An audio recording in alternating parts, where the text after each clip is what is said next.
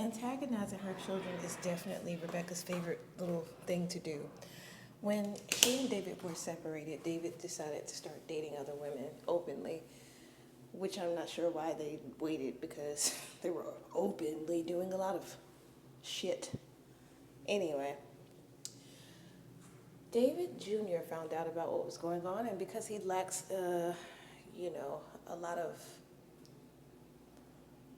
compassion sometimes for people because he doesn't see things the way other people see them, right? And it's not intentional sometimes. He just is the way he is. And he says to Rebecca, Mom, I know this hurts and I'm sorry to say, I'm just really glad that in Dad's 40s he can pull these kinds of women. Like, it's good to know that's the blood that's flowing through my veins.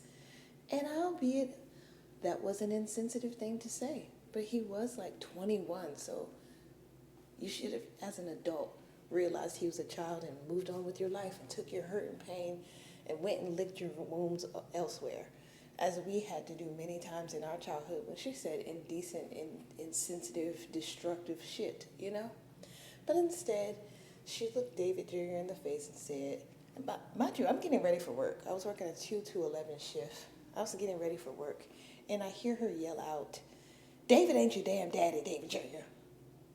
And I thought to myself, did you hear what the hell you just said? David isn't your dad, David Jr. You just said it like it was a matter of fact and everyone should have already known, which at the time, most people around him did know. Rebecca had a habit of telling people truths and not telling the child or the person who the truth had all to do with. David Jr. just stood there stunned, like he got a stray bullet, because that's what that was. And I had to come and try to console my brother, and he did not let me console him because he was so overwhelmed with anger. And I looked her in the face and I said, do you think that was the appropriate way to do that?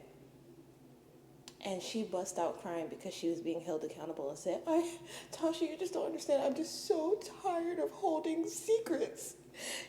I never knew my dad. I threw my hand up and said, absolutely not. I won't be doing this today. I'm not buying the chips and dip for your fucking pity party that you just decided you were having just now. You threw yourself a surprise pity party, and then you're trying to invite me and David Jr. to this party, 2 children of which you've out of nowhere told both of us in late ages in our life that our fathers aren't our father. I won't do this with you. I proceeded to go to work after I made sure my brother was okay. She called me later and was upset that I went to work and didn't stay to console her.